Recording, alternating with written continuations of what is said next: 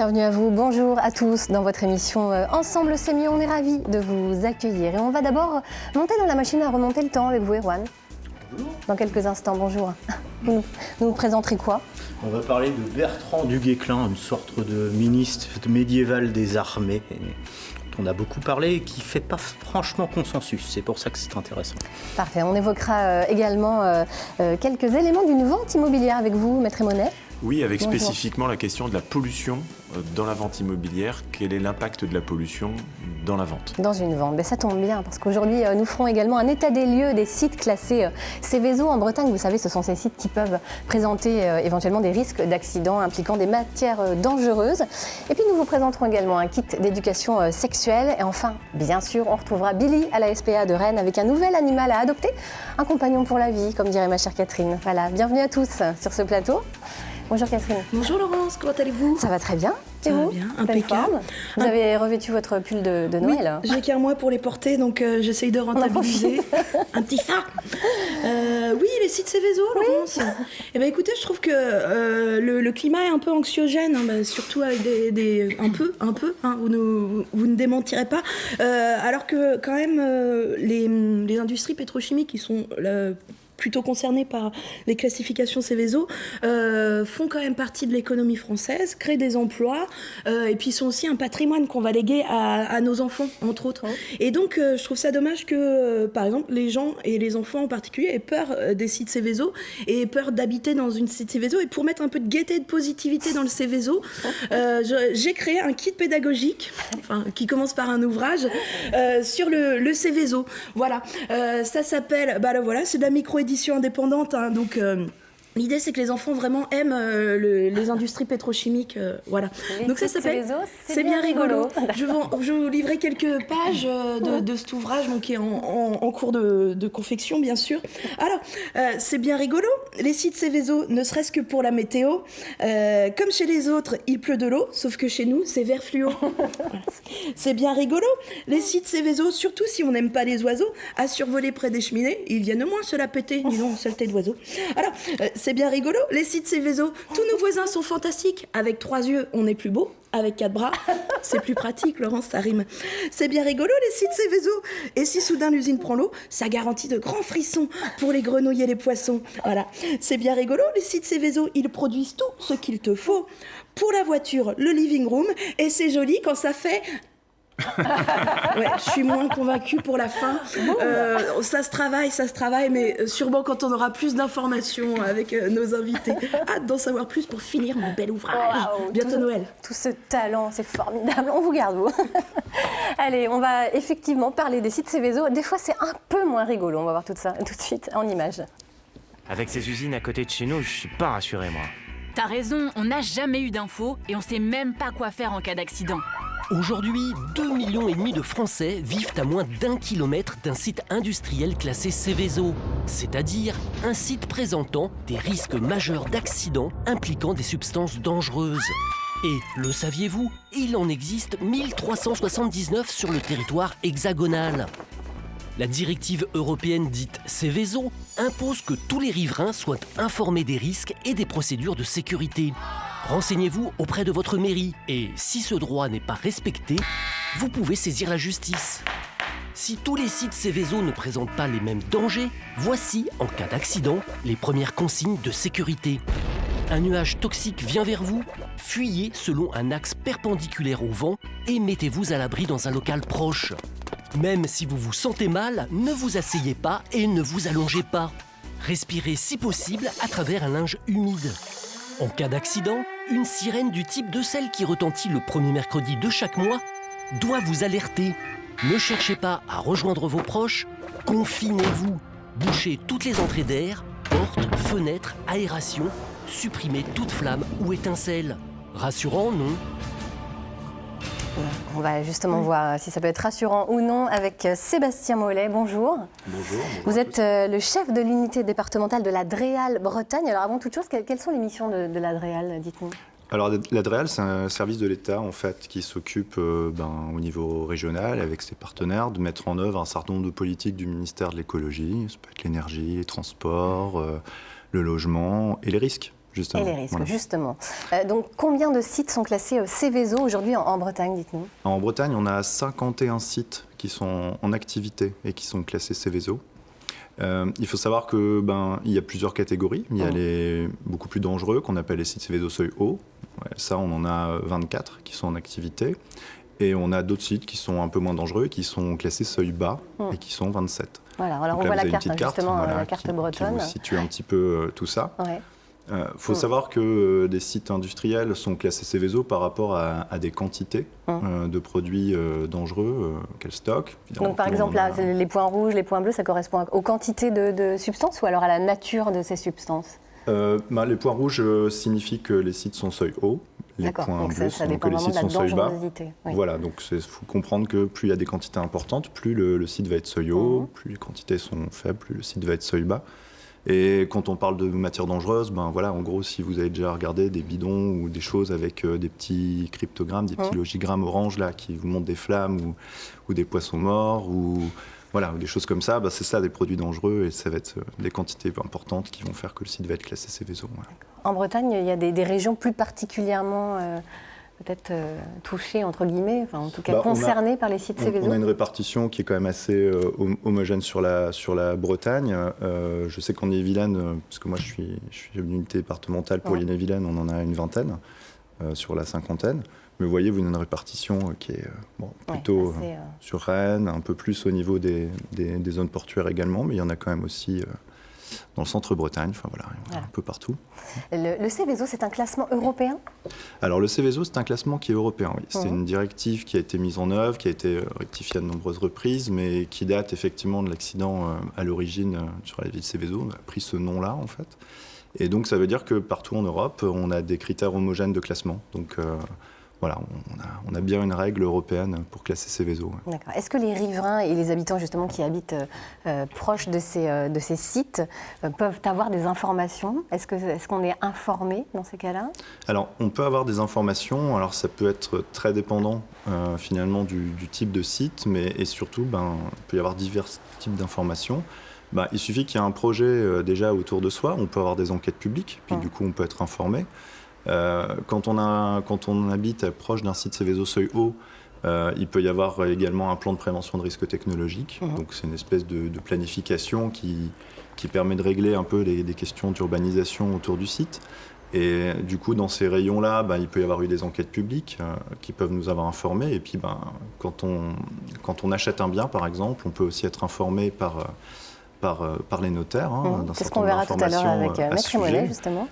Il peut y avoir aussi des commissions, puisqu'autour des sites Céveso seuil haut, il y a des commissions de suivi de site, on appelle ça, c'est-à-dire des instances qui regroupent les associations, les élus, les salariés des sites, les riverains, les services de l'État, pour pouvoir justement informer un petit peu et progresser sur la culture du risque. C'est un enjeu important. Ouais.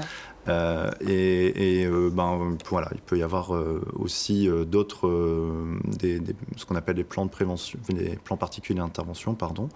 Donc ça, c'est plutôt la préfecture qui les met en œuvre, et c'est un peu ce que vous expliquiez tout à l'heure, c'est-à-dire les bonnes règles de comportement quand il peut y avoir des risques. Et donc, ces plaquettes, quand elles sont diffusées, elles permettent aussi d'acquérir de l'information. Après, bien sûr, chaque personne qui souhaite avoir des informations sur les sites, sur les Céveso peut aller consulter des sites internet. Il y a énormément d'informations. Après, si c'est difficile de s'y retrouver, il faut aussi contacter les services de l'État, contacter la mairie, comme c'était suggéré. C'est un très bon réflexe. Exactement. À se renseigner. On sait que l'incendie de l'usine Lubrizol en octobre dernier à Rouen a réveillé bien des inquiétudes. La sécurité autour de ces sites classés Céveso pose question, surtout quand ils se situent près des lieux d'habitation. C'est le cas à Brest, on va le voir tout de suite, où le port de commerce compte 3 sites classés Céveso, autour desquels des commerces se sont développés. Reportage signé Yvan Froberg, Sarah Ben-Cherifa et Louise Cognard. La zone portuaire de Brest, ses activités maritimes, ses commerces et ses sites Céveso. Autour des cuves de stockage de gaz et de fioul, boulangeries et restaurants. Si la préfecture a établi un plan de prévention des risques technologiques pour les entreprises les plus proches, les autres commerces, en dehors de ce périmètre, sont inquiets. On n'a jamais été briefé en cas d'accident, en cas d'explosion ou autre, rien du tout. Peut-être que quelqu'un de la mairie ou autre se déplace Et il nous rassure et il nous explique en fait la marche à suivre éventuellement si une explosion serait amenée à arriver, tout simplement, ou une catastrophe du genre, quoi. Dans cette zone, autour de Stock Brest et Primagaz, les sites Seveso de Brest, plus d'une centaine d'entreprises. Cette voilerie est dans le quartier depuis 35 ans. Être proche du port est une nécessité pour son activité.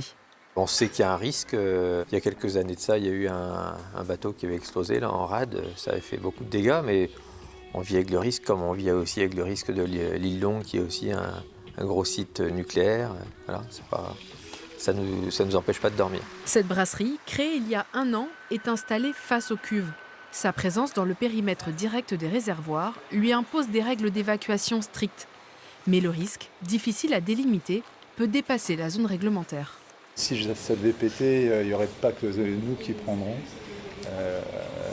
On voit la catastrophe de Rouen par exemple, on voit bien que ça s'étend bien plus loin que ça. Moi j'ai un appartement qui est juste au-dessus, donc même la nuit je suis aussi proche que si j'étais ici. Et après, de vous à moi, j'ai plus peur de la zone nucléaire militaire. Dans la rade de Brest, les sites Seveso ne sont pas la seule menace. L'île Longue, base pour les sous-marins nucléaires de la marine, ou l'abri de pétroliers par gros temps sont des sources potentielles d'accidents. Alors on le voit, c'est un risque qui est accepté par bon nombre de personnes. En fait, est-ce qu'il existe une distance minimale, par exemple des hôpitaux, des écoles, des habitations, pour implanter ce type de site Seveso ? Alors, il n'existe pas vraiment de règle type distance minimale. Il faut savoir que chaque risque dépend finalement de l'activité du site. Les choix qui ont été faits consistent à demander aux industriels, parce que c'est quand même eux qui pilotent l'activité au quotidien, donc c'est eux qui sont responsables, on va dire, en premier lieu de ces questions de risque, d'établir ce qu'on appelle une étude de danger. Donc ils vont regrouper dans un document la qualification un peu de ces risques. Donc voilà, si jamais on a affaire à des dépôts pétroliers comme on a vu, à la question d'incendie, etc.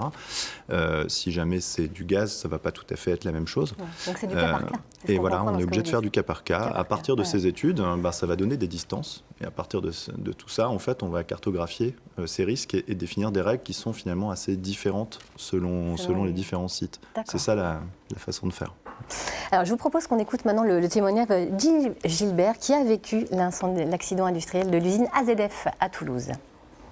Alors, comme tous les sinistrés d'AZF, mon souvenir principal, c'était d'un côté la radio qui nous demandait de nous confiner, et de l'autre côté les portes et les fenêtres qui avaient volé en éclats. Donc, personne ne pouvait se confiner. Parce que c'est les industriels qui évaluent les risques dans leurs usines, et que personne n'avait imaginé qu'il y aurait une explosion à AZF, pas plus qu'il puisse y avoir un incendie à Lubrizol d'ailleurs. Et que l'État qui est chargé de contrôler tout ça n'y met pas les moyens. Alors est-ce qu'on va faire ce qu'il faut dans ce pays pour évaluer correctement les risques industriels? Et est-ce qu'on va commencer à imposer aux industriels la réduction du risque à la source, qui reste le seul vrai moyen d'améliorer la sécurité des salariés, des riverains et de l'ensemble de la population de ce pays? Voilà, une question d'Yves Gilbert. La réduction des risques à la source, est-ce que ça, c'est vraiment le seul moyen d'améliorer la sécurité ? Je pense qu'il faut finalement beaucoup de choses, dont la réduction du risque à la source, mais on ne peut pas non plus s'affranchir de règles d'urbanisme pour finalement aussi prévenir l'arrivée de nouvelles populations. On ne peut pas non plus s'affranchir des questions de sécurité de comportement et la question de l'information aussi du public. Donc il y a finalement plusieurs couches. Mais la réduction du risque à la source, c'est quand même un sujet qui a été mis en œuvre très vite après AZF, puisqu'il y a eu une loi en 2003 qui est venue imposer notamment les fameux plans de prévention des risques technologiques dont je parlais tout à l'heure. Et du coup, beaucoup d'examens par les industriels de ces fameuses études de danger. On évalue à plusieurs centaines de millions d'euros les premières années qui ont suivi, on va dire, la mise en œuvre de ces nouvelles règles et la mise en œuvre des PPRT. Donc il y a eu quand même beaucoup d'investissements qui ont été faits justement pour réduire à la source énormément de risques sur les sites industriels Seveso. Merci beaucoup, Sébastien Mollet. Dans l'équipe pédagogique, il y aura une équerre et une boussole aussi pour fuir selon un axe perpendiculaire à celui du vent. Juste pour dire. Très bien, c'est pas mal pour protection des riverains. Voilà. Maître Monet, on va voir avec vous la question de la pollution dans une vente immobilière qui a été évoquée par Sébastien Mollet à l'instant. La pollution, c'est un terme un peu vaste finalement dans une vente immobilière. C'est très vaste. La première difficulté, c'est que la pollution, c'est au sens large, mais ça peut être une pollution des sols, celle qui, moi, m'intéresse le plus, disons, dans les dossiers que je traite. Ça peut être une pollution de l'air, une pollution même sonore. Les nuisances sonores, parfois, sont qualifiées de pollution sonore. Donc, c'est très vaste. Et puis, ça peut être une pollution, tout simplement, que vous avez dans votre jardin. Si vous avez un abri de jardin qui est en en toiture amiante, l'amiante, d'une certaine façon, il faudra aller l'envoyer en décharge spéciale. Donc, c'est une forme de déchet et de pollution, au sens courant du terme. Donc, c'est vrai que c'est pas simple. Et la pollution peut également avoir un impact sur l'environnement ou sur la santé humaine, ou les deux, mais pas forcément les deux en même temps, donc c'est assez compliqué. Et là, on ne parle même pas des voisins toxiques, des choses comme ça. C'est difficilement mesurable, ça, quand on achète. Alors, quels sont les droits et les obligations, justement, précisément, du vendeur et de l'acheteur ? C'est assez simple. Le contrat de vente doit toujours être conclu de bonne foi. Ça veut dire que les deux parties doivent être transparentes, et notamment le vendeur, qui doit tout dire sur ce qu'il est en train de vendre. Donc, il doit informer le plus possible son acheteur, puisqu'il y a une clause qui est vraiment très importante dans les actes de vente et qui parfois surprend notamment les acheteurs, c'est que le vendeur vend en l'état. Il n'est pas garant des vices cachés. Donc, il s'exonère de la garantie des vices cachés, mais il faut bien comprendre ce qu'on entend par vice caché en droit. Le vice caché, c'est pas un vice qui a été volontairement caché. C'est un vice qui est tout simplement non apparent. C'est un vice invisible. À partir du moment où il n'est pas apparent, le vendeur dit « moi, je ne peux pas garantir ce que je ne connais pas, donc je vends en l'état. » Ils vendent d'une certaine façon d'occasion, comme quelque chose que vous achetez sur le bon coin, vous achetez un vélo, vous l'achetez tel qu'il est. La limite, bien sûr, c'est que s'il a connaissance du vice, il engage sa responsabilité. Donc c'est là la pierre angulaire de la responsabilité d'un vendeur par rapport à un acheteur. Et si on revient sur le thème de la pollution, les tribunaux estiment aujourd'hui que la pollution peut prendre l'apparence d'un vice, tout simplement, notamment par son ampleur. Et si le vendeur avait connaissance d'une pollution qu'il n'a pas communiquée à son acheteur, il pourra être responsable des conséquences, jusqu'à même l'annulation d'une vente. Donc on voit que c'est très important. Ah oui. Alors justement, la question, faut-il un diagnostic pollution lors de la vente d'un bien ? Aujourd'hui, il n'y a pas d'obligation de diagnostic pollution, notamment pour les particuliers. Alors en matière de vente de terrain entre entreprises, de sites connus comme étant pollués, oui, bien sûr, il y aura un audit environnemental quasiment systématique. Mais en matière de vente entre particuliers, il n'y a pas de diagnostic, qui conduirait une entreprise à venir chez vous, faire un audit du sol, faire des sondages, etc. Il n'y aura pas ça. Il y aura en revanche un document qui est obligatoire dans toutes les ventes immobilières, que le notaire annexe à son acte. C'est un document qu'on appelle l'état des risques et pollutions. Donc c'est un document qui répertorie les informations d'un point de vue administratif sur la connaissance, comme les sites Seveso, à proximité du bien que vous allez acheter, est-ce qu'il y a un site, est-ce qu'il y a un risque particulier, et puis deuxième volet, est-ce que sur site, c'est-à-dire sur le terrain que vous allez acheter, est-ce qu'il y a connaissance d'un point de vue administratif d'une ancienne installation classée, d'une entreprise qui aurait pu polluer. Donc, c'est à deux étages. L'environnement proche et puis l'environnement vraiment précis. Vous avez déjà eu à connaître dans votre activité de notaire un exemple concret, justement, issu de... Des exemples de la vie de presque tous les jours qui pourraient nous concerner, nous, nos familles. Je vous donne un exemple. Si, par exemple, vous êtes un propriétaire particulier, vous avez fait construire votre maison dans les années 70. La maison était raccordée était chauffée au fioul, donc vous avez une cuve enterrée fioul sur le côté de votre maison. Et puis des années plus tard, la maison s'est trouvée desservie au gaz de ville, puisque le gaz est arrivé dans la rue. Ça, c'est un exemple assez courant. Le propriétaire se raccorde au gaz de ville, c'est moins cher, c'est plus pratique pour lui. Il laisse la cuve telle qu'elle est. Et puis aujourd'hui, en 2019, il vend sa maison. Il vend sa maison, il ne fait pas de mention particulière dans l'acte sur son chauffage, sur le fioul, sur le gaz, il vend sa maison. Et puis 6 mois plus tard, il reçoit un courrier recommandé, on lui explique tout simplement, l'acheteur lui explique qu'il va intenter une action contre lui en justice, puisqu'il avait le projet de faire une piscine, il a creusé, et puis l'entreprise lui a bien sûr trouvé cette fameuse cuve, qui plus est cuve qui était en mauvais état, qui fuyait. Et donc, il y a un coût d'enlèvement de la cuve, il y a un coût de traitement des terres souillées qui vont excéder bien sûr le coût de la piscine elle-même. Ça va être 2 à 3 fois ça. Il est probable que l'acheteur ait gain de cause, puisqu'il arrivera à démontrer que le vendeur connaissait certainement cette pollution, surtout s'il avait une obligation d'enlever sa cuve une fois le passage au gaz. Il n'a rien fait, il n'a rien dit. L'acheteur s'est trouvé trompé d'une certaine façon. Il y a un vice dans cette vente.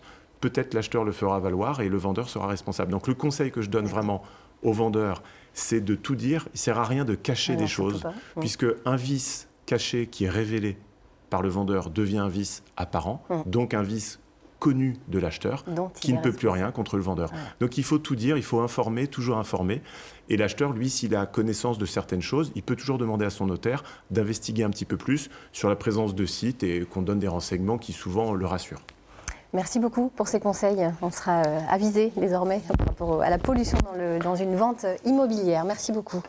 On va maintenant parler un petit peu d'histoire avant de retrouver Erwan Le Gall. Direction le port de Daouet, un havre au riche passé maritime. Il est situé sur la commune de Pléneuf-Valandré dans les Côtes-d'Armor. C'est une découverte signée Sandrine Ruot et Thierry Bouilly. Il est niché au fond d'un aber. Le havre de Daouet, comme on l'appelle ici, offre depuis des siècles un parfait abri aux marins. Le soleil est pas l'eau. D'accès difficile, considéré même au XVIIIe siècle comme franchement périlleux, Daouet a pourtant une longue histoire maritime. Et ses imposantes maisons en témoignent. Ici vivaient des armateurs qui envoyaient leurs bateaux vers Terre-Neuve ou l'Islande pour pêcher la morue. Les bateaux de Daouet faisaient la pêche pendant 6 mois, de février à septembre en gros, et le reste du temps, ils faisaient du cabotage. Alors du cabotage, beaucoup, les pommes de terre pour le Portugal, et ils ramenaient du sel en général pour la pêche à la morue. C'était de la pomme de terre de semence que les Bretons n'aimaient pas trop, qui s'appelait la chardonne. Quand ils arrivaient au Portugal, ils les plantaient tôt, ça devenait une pomme de terre primeur, et le goût changeait, c'était meilleur au Portugal. Les paysans vendaient leurs pommes de terre, les négociants vendaient au Portugal, enfin ça a enrichi beaucoup le Daouet. À 80 ans, Noël connaît tout de ce passé maritime. Petite fille d'armateur, son grand-père fut longtemps capitaine au long cours. Une fois même, en 1903, il traversa l'Atlantique en 11 jours, poussé par des tempêtes, un record. En 1980, Eric Tabarly a battu ce record. Autrement, tous les autres s'étaient cassés les dents. Ils avaient essayé, beaucoup de navigateurs avaient essayé, ils n'avaient pas réussi. Mais bon, le record, mon grand-père n'a jamais revendiqué un record parce que c'était d'abord son travail. Et ensuite, c'était pas homologué. Les vacances. De cette époque, Daouet a su conserver son caractère. Un port charmant, authentique, chanté par Thomas Fersen, filmé aussi, comme ici en 1977, pour la dernière séquence du film, la 7e compagnie au clair de lune. Regardez, on voit le drapeau anglais. Oh ouais. Vous êtes sûr que c'est le drapeau anglais, ça, chef?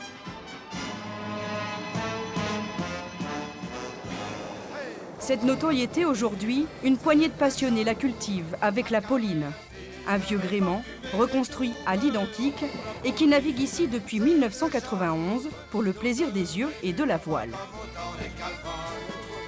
La Pauline, c'est quand même un peu le bateau emblème de la commune.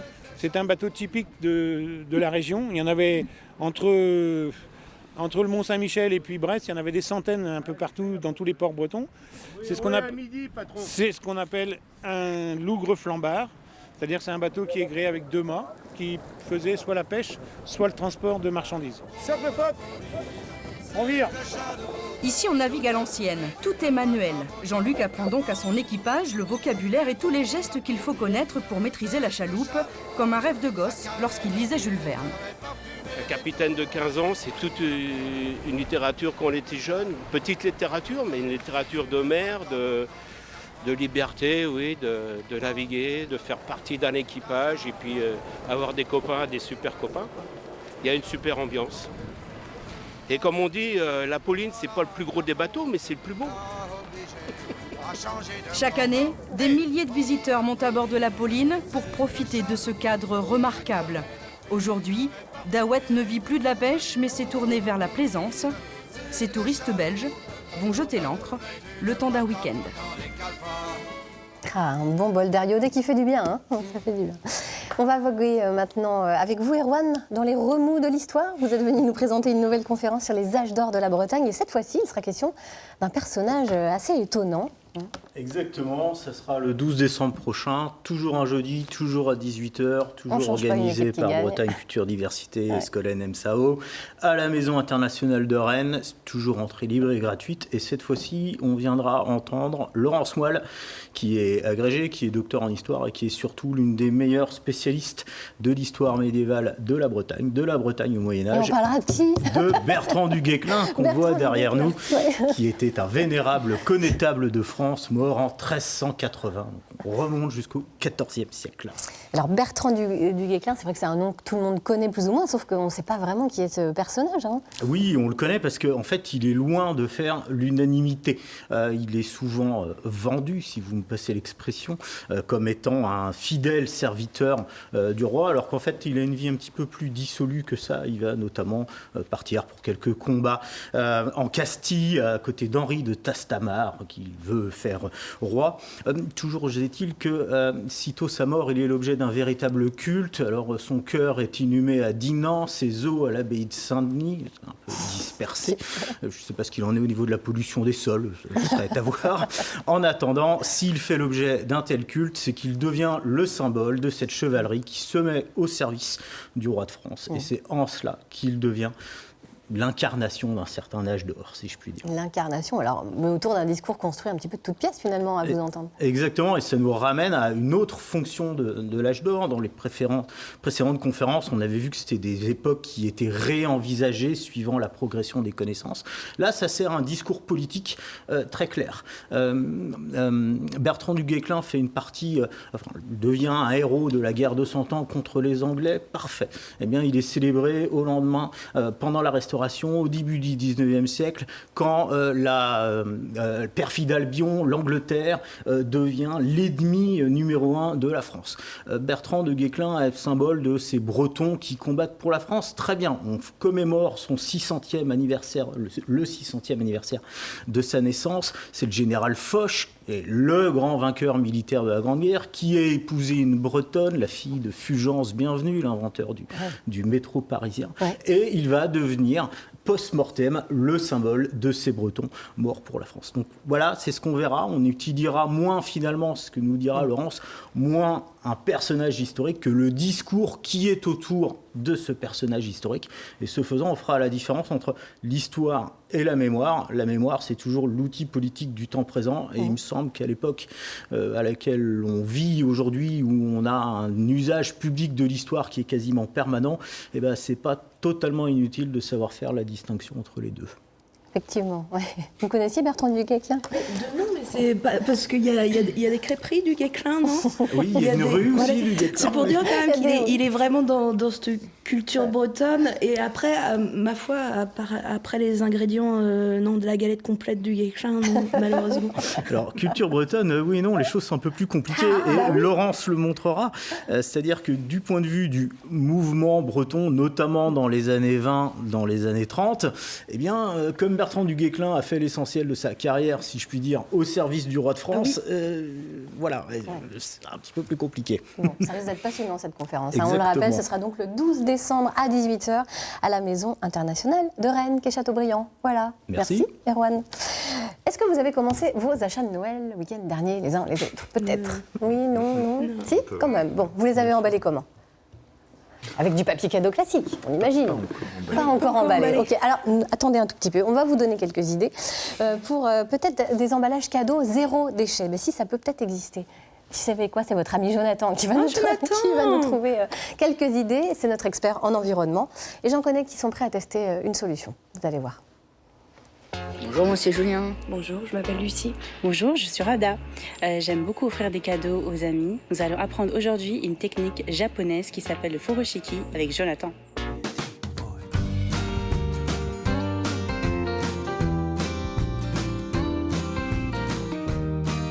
Bonjour Julien, Rada et Lucie. Bonjour. Chaque année en France, c'est plus de 11 millions de tonnes de papier qui finissent à la poubelle. Pour éviter de produire des déchets, quand vous offrez des cadeaux à vos proches, on va voir ensemble une alternative écologique et zéro déchet grâce à la méthode d'emballage japonaise du furoshiki. Ça vous dit ? Ouais. Super.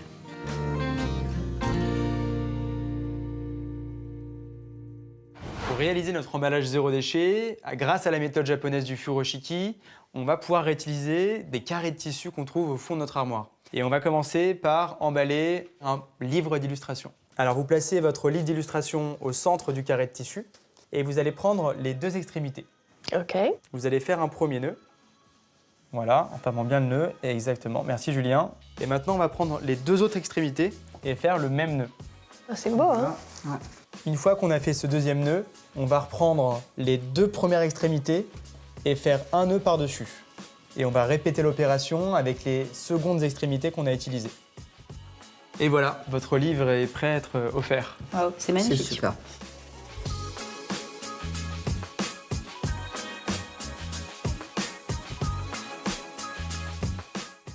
Alors, j'ai une 2e technique d'emballage pour emballer notamment des grosses boîtes de jeux.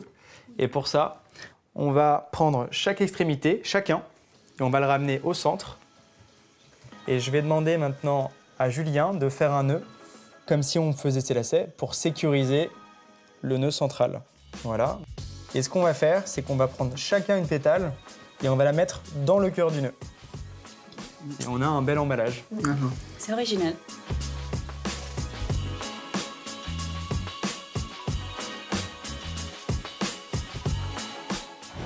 Il y a une dernière technique d'emballage qui est assez intéressante si vous voulez offrir une bouteille à vos amis lors d'un repas par exemple. Et cette méthode d'emballage, c'est de commencer par prendre les 2 premières extrémités de votre carré de tissu et de faire un premier nœud. Là, on est bien. Et je vais pouvoir sécuriser avec un autre nœud.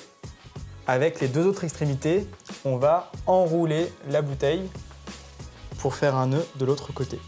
Avec cette technique d'emballage du furoshiki, on a quelque chose d'écologique. Et en plus de ça, c'est très esthétique quand vous allez offrir des cadeaux à vos amis. Merci beaucoup, c'est super pratique. Merci Jonathan.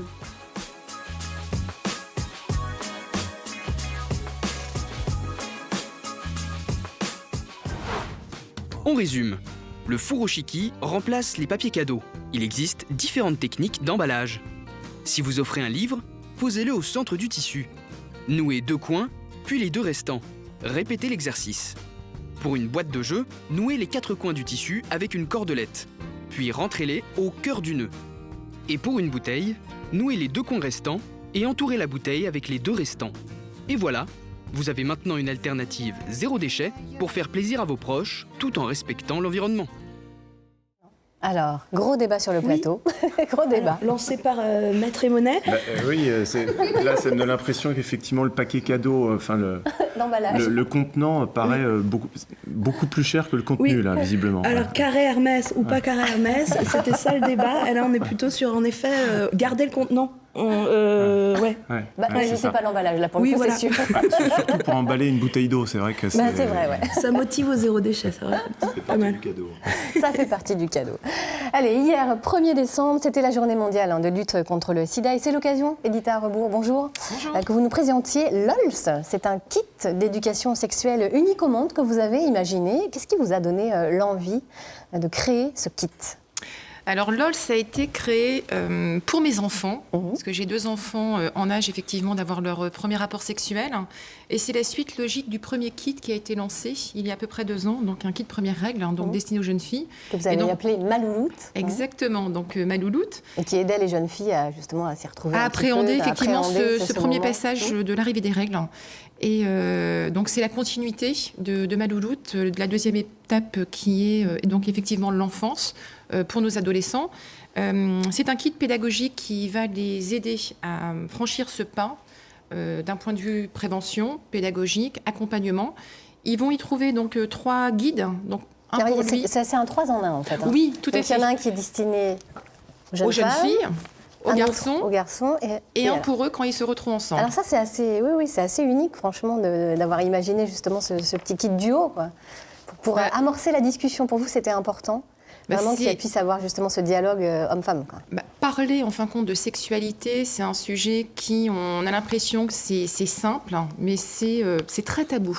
parce qu'on touche à l'intimité de l'individu, quel qu'il soit, donc homme ou femme. Et il m'a fallu séparer dans les guides et dans le kit, que ce soit l'homme, la femme, et après, quand ils se retrouvent ensemble, les deux ensemble. Donc, d'où les 3 guides. Ils vont trouver donc aussi un calendrier menstruel pour la jeune fille, des lingettes after sex hommes et femmes.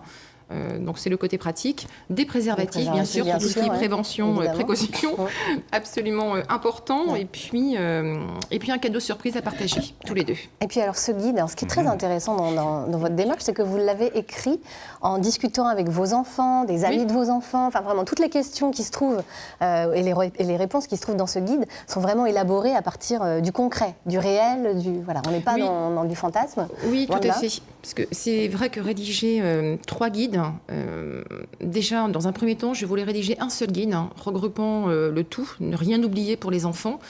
Et je me suis rendu compte qu'il fallait peut-être parler directement à la jeune fille pour qu'elle puisse comprendre le garçon, parler au garçon pour qu'il puisse comprendre la femme, et puis parler aux deux. Et dans cette étape de réflexion, donc j'ai mis plein d'ados autour de moi, donc mes enfants, mon garçon et ma fille, et puis leurs copains et leurs copines. Et ça a fusé de partout. Les questions, les craintes, ce qu'ils veulent avoir dedans, ce qu'ils ne voulaient pas entendre parler, c'est pas forcément évident. On a l'impression que c'est simple, mais tout ce qui touche à la sexualité, même nos adolescents ont du mal à en parler. C'est une gêne, en fin de compte, qui est bien ancrée. Oui, bien sûr. Alors, on sait qu'en France, selon l'Institut national d'études démographiques, l'âge médian du premier rapport sexuel a vraiment baissé. Il est de 17,4 ans, c'est ça pour les garçons, et de 17,6 pour les filles. Aujourd'hui, seulement 2 mois séparent les garçons et les filles, alors qu'en 1940, c'était 4 ans. C'est une sacrée évolution sociétale. Tout à fait. Ça veut dire que vous n'auriez peut-être pas fait le même kit il y a 10 ans. Enfin, voilà, il n'y aurait pas eu les mêmes... On aurait pu le créer, on va dire, plus tôt. La prévention, tout ce qui est prévention, précaution, il faut vraiment leur apprendre dès leur plus jeune âge. Il ne faut pas attendre le jour J pour offrir ce genre de choses. Il ne faut pas attendre qu'on vous lance simplement des perches pour pouvoir en discuter.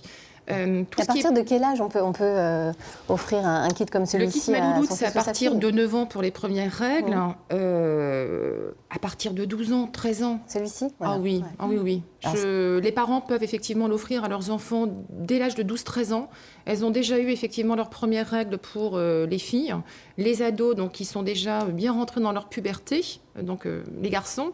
Et je pense que tout ce qui accompagne effectivement l'avant premier rapport sexuel, toutes ces étapes effectivement d'apprentissage et de connaissance de tout ce qui va être prévention, IST, maladie, on ne l'apprend pas au dernier moment. Il faut vraiment les éduquer avant. Alors, ce qui vous a frappé, justement, quand vous discutiez avec tous ces jeunes, c'est qu'ils trouvaient l'essentiel de l'information sur Internet.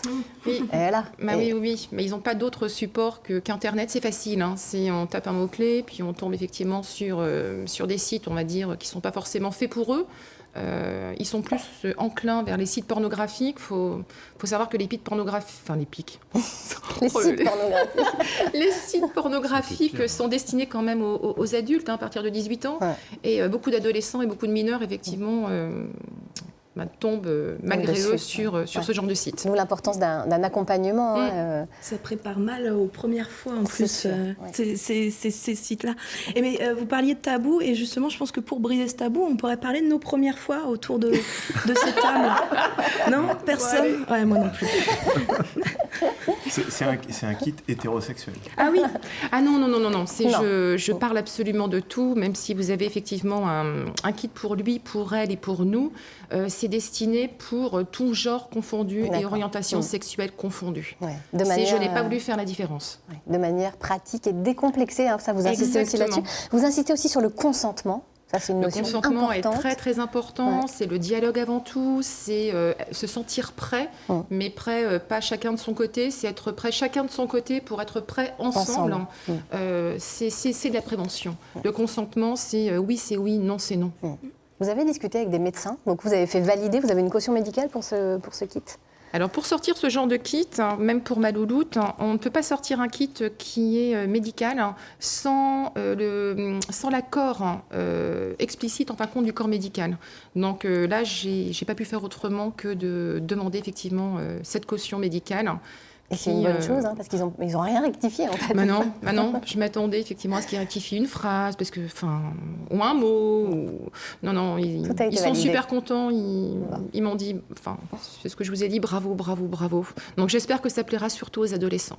Et surtout que ce sera bien utile. Oui, et à offrir à ses enfants, mais aussi à offrir si on est tonton, tata, si on est grande sœur ou grande frère. Toute génération et toute nationalité confondue, toute religion confondue aussi, parce que c'est multiculturel. Et c'est du Made in France. Exactement. Voilà.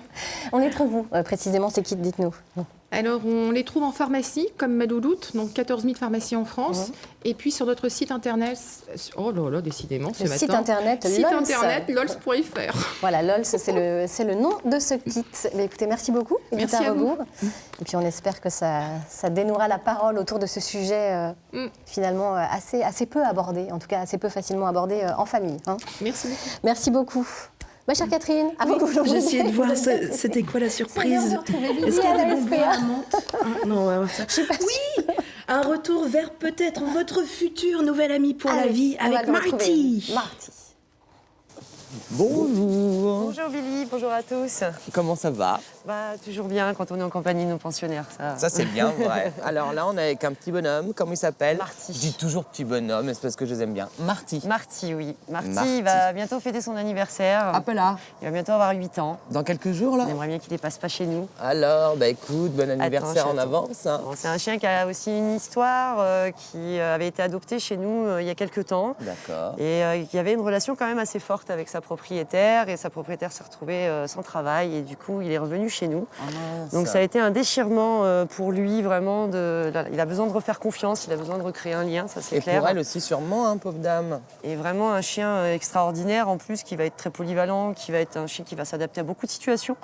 Appartement, maison. C'est ça, du moment qu'on lui consacre du temps, ça c'est toujours la même alors, chose. C'est un chien qui est très affectueux.